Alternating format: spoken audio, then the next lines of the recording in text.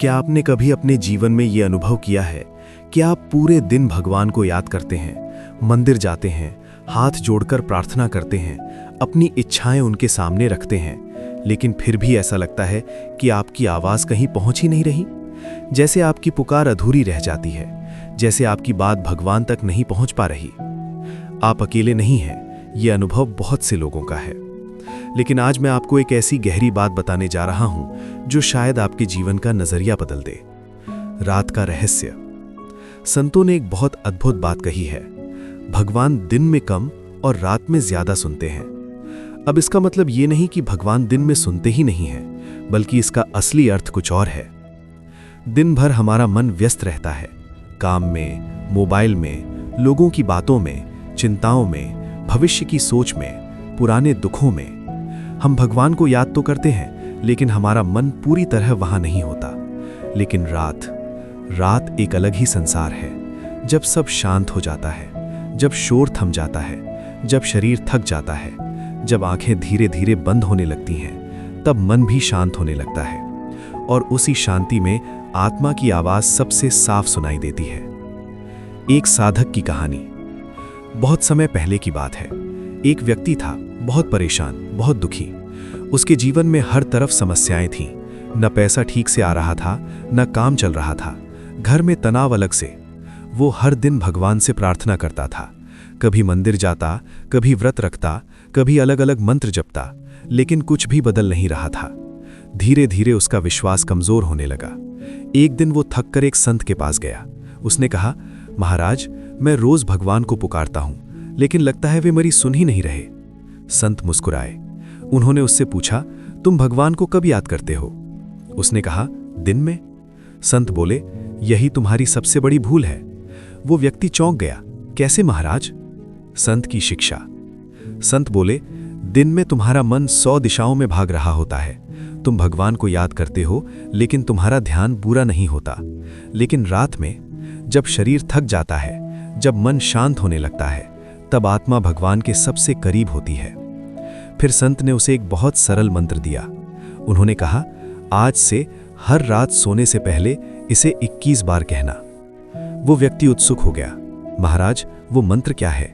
संत ने कहा, हे प्रभु, मैं तुम्हारा हूं, मेरा जीवन तुम्हारी शरण में है। शब्द नहीं, समर्पण है। वो व्यक्ति थोड़ा निराश हुआ।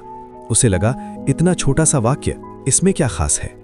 संत मुस्कुराए और बोले, ये सिर्फ शब्द नहीं है, ये समर्पण है। अगर तुमने इसे एक बार भी सच्चे दिल से कह दिया तो तुम्हारा जीवन बदल सकता है। पहली रात का अनुभव। वो व्यक्ति घर लौटा। उस रात वो बहुत थका हुआ था। पहली बार उसने सोने से पहले आंखें बंद की, 3 गहरी सांस ली और धीरे धीरे कहा, हे प्रभु, मैं तुम्हारा हूं, मेरा जीवन तुम्हारी शरण में है। उसने ये 21 बार दोहराया, लेकिन इस बार सिर्फ शब्द नहीं बोले। उसने सच में महसूस किया कि वो अब सब कुछ भगवान को सौंप रहा है, और उसी भाव में वो सो गया। अगली सुबह। जब सुबह उसकी आंख खुली तो उसकी समस्याएं वहीं थीं। कुछ भी बाहर से नहीं बदला था, लेकिन उसके अंदर कुछ बदल चुका था। पहली बार उसे महसूस हुआ जैसे कोई अदृश्य शक्ति उसे संभाल रही है, जैसे वो अकेला नहीं है। उसका मन पहले जैसा भारी नहीं था। निरंतर अभ्यास। उसने इस अभ्यास को रोज करना शुरू कर दिया। हर रात सोने से पहले वही वाक्य, हे प्रभु, मैं तुम्हारा हूं, मेरा जीवन तुम्हारी शरण में है।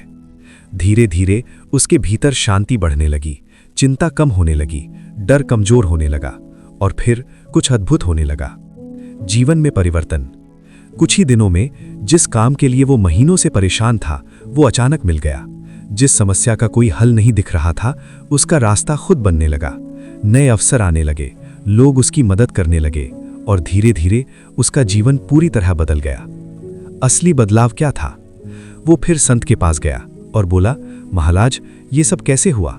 संत मुस्कुराए और बोले, तुम्हारी किस्मत नहीं बदली, तुम्हारा विश्वास बदला। और जब विश्वास बदलता है तो किस्मत को भी बदलना पड़ता है। आध्यात्मिक विज्ञान। ये कहानी सिर्फ एक व्यक्ति की नहीं है, ये एक सिद्धांत है, आध्यात्मिक विज्ञान का सिद्धांत है। जब हम सोने जाते हैं, हमारा चेतन मन शांत होने लगता है और अवचेतन मन सक्रिय हो जाता है। अवचेतन मन वही जगह है जहां हमारे विश्वास, डर, उम्मीदें और विचार रहते हैं। विचार बराबर बीज। दिन भर जो हम सोचते हैं वही बीज बनकर रात को अवचेतन में चला जाता है। अगर आप चिंता में सोते हैं तो चिंता का बीज बोते हैं, अगर डर में सोते हैं तो डर का बीज बोते हैं, लेकिन अगर विश्वास में सोते हैं तो विश्वास का बीज बोते हैं, और वही बीज धीरे धीरे जीवन में फल देता है। आज की सबसे बड़ी गलती, आज ज्यादातर लोग क्या करते हैं? सोने से पहले मोबाइल चलाते हैं, वीडियो देखते हैं, सोशल मीडिया स्क्रॉल करते हैं और फिर उसी स्थिति में सो जाते हैं। मतलब आप अपने अवचेतन मन में क्या डाल रहे हैं? शोर, तुलना, चिंता, असंतोष। और फिर सुबह उठकर कहते हैं मन शांत क्यों नहीं है? सरल लेकिन शक्तिशाली उपाय। अगर आप सच में अपने जीवन में बदलाव चाहते हैं तो ये छोटा सा अभ्यास शुरू करें। रात की साधना, सोने से पहले 2-3 मिनट शांत बैठें, आंखें बंद करें, 3 गहरी सांस लें, भगवान की छवि मन में लाएं और धीरे धीरे 21 बार कहें, हे प्रभु मैं तुम्हारा हूं, मेरा जीवन तुम्हारी शरण में है। भाव सबसे महत्वपूर्ण है। याद रखें, ये शब्दों का खेल नहीं है, ये भावना का खेल है। अगर आप बिना भावना के 100 बार भी बोलेंगे तो कुछ खास नहीं होगा, लेकिन अगर एक बार भी सच्चे दिल से बोल दिया तो असर जरूर होगा। समर्पण की शक्ति। जब आप कहते हैं हे प्रभु मैं तुम्हारा हूं, तो आपका अहंकार टूटने लगता है, क्योंकि जीवन की सबसे बड़ी समस्या क्या है? हम सब कुछ कंट्रोल करना चाहते हैं। हम चाहते हैं सब कुछ हमारे हिसाब से हो, लेकिन सच्चाई ये है कि जीवन का बहुत बड़ा हिस्सा हमारे नियंत्रण में नहीं है। जब आप छोड़ देते हैं तो क्या होता है? मन हल्का हो जाता है, चिंता कम हो जाती है, डर खत्म होने लगता है, अंदर शांति आने लगती है, और सबसे बड़ी बात, आपको महसूस होने लगता है कि आप अकेले नहीं हैं। अदृश्य शक्ति का अनुभव। धीरे धीरे आपको लगेगा जैसे कोई अदृश्य शक्ति आपका मार्गदर्शन कर रही है। आप सही निर्णय लेने लगेंगे, आपके रास्ते खुलने लगेंगे और जीवन आसान लगने लगेगा। अंतिम सत्य। भक्तों, भगवान कभी दूर नहीं होते, हम ही अपने मन के शोर में उनसे दूर हो जाते हैं। इसलिए आज रात जब आप सोने जाएं तो बस इतना करें, आंखें बंद करें, दिल से कहें हे प्रभु मैं तुम्हारा हूं, मेरा जीवन तुम्हारी शरण में है, और उसी विश्वास के साथ सो जाएं। 21 दिन का चमत्कार। अगर आप लगातार 21 दिन तक ये अभ्यास करते हैं तो आप खुद महसूस करेंगे मन शांत हो गया है, चिंता कम हो गई है, विश्वास बढ़ गया है, जीवन में नए रास्ते खुलने लगे हैं। अंतिम संदेश।